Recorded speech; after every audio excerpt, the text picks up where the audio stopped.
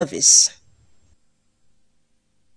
Interesting development there from the UK. Now, joining us from our Abuja studio is International Commandant Nigerians in Diaspora Monitoring Corps, Alistair Shoyede. Many thanks for joining us on the program this morning. A very good morning to you. I hope you can hear me loud and clear. Good morning to you. It's a new dawn in the UK at this time. Do you see this ever coming? Well, thank you very much. There's no doubt in the UK system whereby we know the power of the opposition political parties that this is something that has been coming for the last few years. But the reality is that the Tories or the Conservatives have been trying to create new policies that will allow the voters and the electorate to stay with them. That is definitely something that has not been achieved, and as we can see, the result is a whitewash. Labour has come in and they have the majority, they have the government, and they have already formed the cabinet. So now the expectation of the citizens is to see what can be delivered with all the policies and the promises of the Labour Party under Sir Keir Starmer. And what factors will you say, contributed to Labour's landslide victory, and how would this affect the future of the political landscape in the United Kingdom? Well, I guess there's quite a lot of agitation, especially within the citizens. The issue of the economic challenges, the crisis and the fraud and scam within the COVID period has been seen by many people.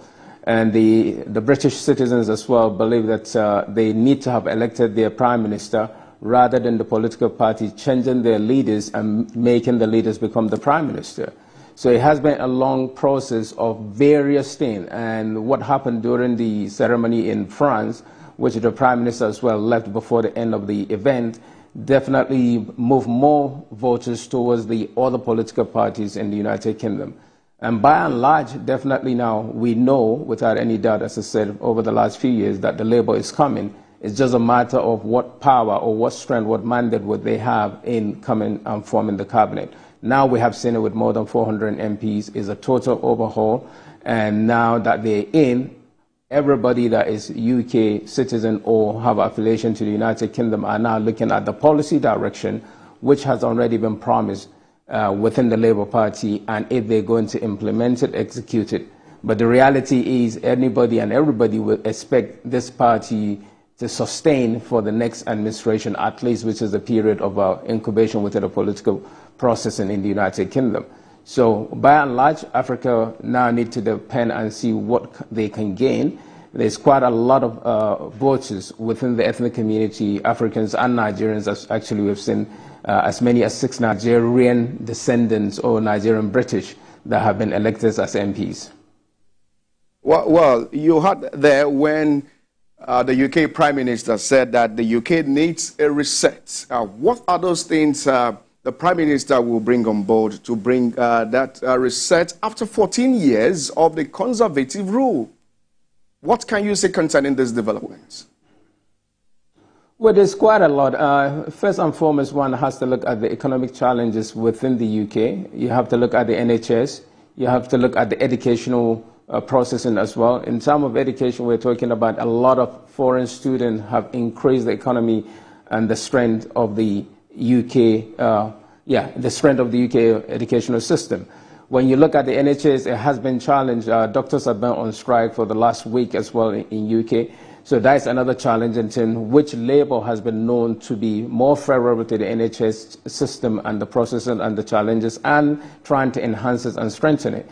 You can look at the issue of security and immigration, which the Labour Party is talking about putting a border system together now, whereby they will block more migrants coming into UK, but trying to follow a process by probably empowering their own citizens more than relying on foreign migrants. So there's a job issue that they're going to work on. There's a housing issue that they are talking about. And of course, making David Lammy, for example, the foreign secretary, who has been the shadow foreign secretary, will probably enhance the strength of African nation, because the key thing for us here is to see what we can gain out of it.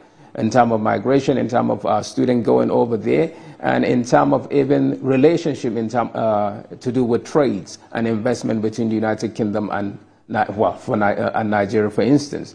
So there's quite a lot of things that they want to do. And Keir, being a lawyer, being somebody with that background and international background, human rights activist before becoming a politician, there is a further dependence on him taking into account the humanity side of leadership. So there's a burden of expectation, and from the Labour Party is to reset all what they classify to be the scam, especially to do with COVID. Quite a lot of people they felt has gained from it, but not delivering the services that was promised to the UK citizen. So the reset is to reset everything basically and see what Labour can capture in trying to sustain and build a stronger Great Britain. So let's talk about the effect that Sunak's resignation will have on the Conservatives. This is sort of a dramatic shift from the 14-year Conservative rule in Britain. And it seems like the party seems to have lost the trust of the electorate. How will this, move bring the party together as regards, following up on building trust, morale and unity in the party after this election? Well, the Labour Party at least has said they want the people to trust politicians again. For the Conservative, there is no doubt that even MPs within the party recognize that they are going to lose their seat. And many of them already said they were not going to recontest the election because they know what is coming. So in terms of really rebuilding the trust, it's going to take a major shift from their policy direction. And the likes of at least Keir who got re-elected, means that the opportunity for her to try to recontest for the leader of the party is there. But they really have a major work to do. For the next probably 4 years, at least 8 years, they will have to follow the process of rebuilding that party from the ground level up. And as I said, they haven't got many more powerful names within the party because most of them end up losing their seat.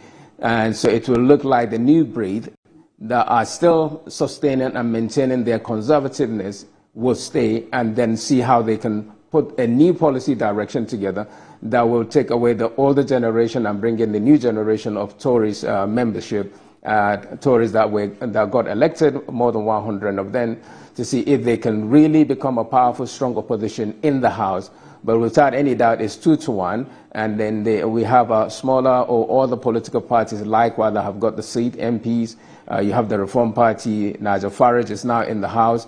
So it is going to be a really dynamic political thing that has never been seen before. And there's quite a lot of people who voted for the sake of the wars that are going on around the world, which are pro for them. So it will be very, very dynamic and good enough. One can say the new Prime Minister is a lawyer, so he will know how to maneuver the way to work, because again, they have the majority, but it will really be a mixed dynamic, new MPs, new parliament that has never probably been seen in the United Kingdom.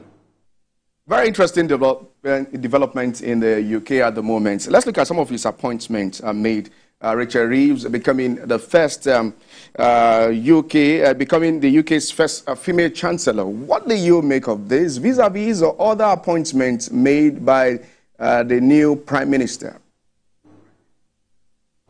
Well, she's an economist and a banker, and of course has been a shadow chancellor for Labour Party. So there's no doubt as well that because with their system, you already know the people who are shadowing the ministers and the secretaries. And so it's already giving you the direction where if that party comes into office, who will end up being a minister or a secretary in the new government. And that is something I will quickly compare, for example, in Nigeria, that the opposition political parties, you don't actually know who is standing for what. And it would be a good direction if Africans and Nigerians are able to follow that kind of direction. So being the first woman as well, it shows that the Prime Minister is empowering the women within the party and even the Deputy Prime Minister as well. So it's a new direction for Labour. and the new Prime Minister Starmer want to be seen as an inclusive person, but who is hard as well in issues that have to do with anti-Semitism in the United Kingdom and many other issues. So I guess he is showing the direction of his government, and he's leading from the front and want to be seen that it is all inclusive and recognizing what women can offer in the new cabinet of Labour Party in the United Kingdom.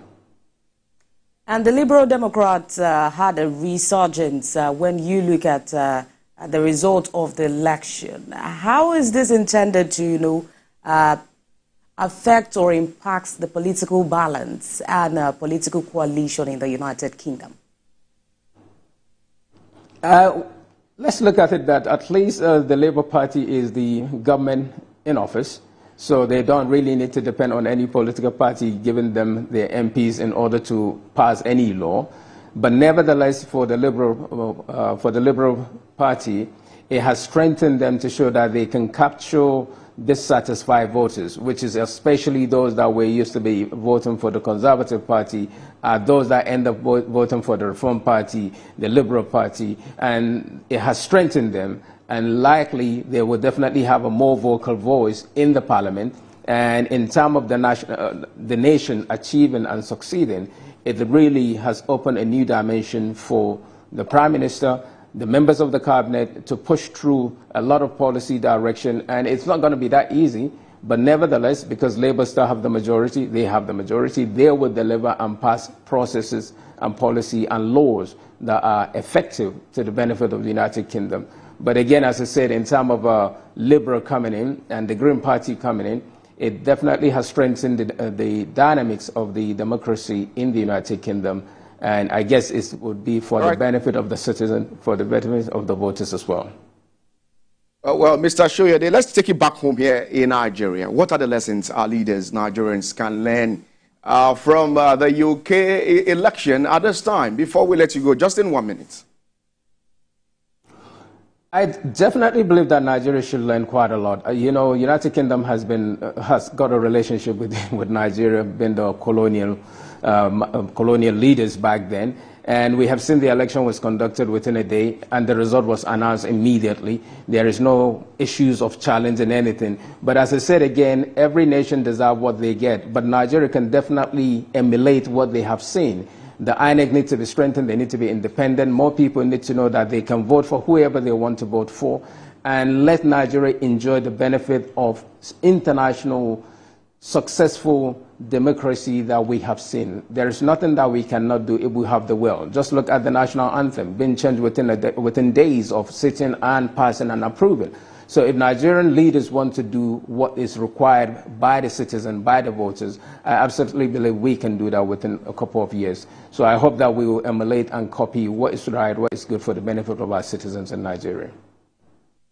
Oh, well, very interesting there. We should emulate something good from the UK election. That's coming from Alistair Shoyede, the International Commandant, Nigerians in Diaspora Monitoring Group there. Many thanks for joining us on the program this morning.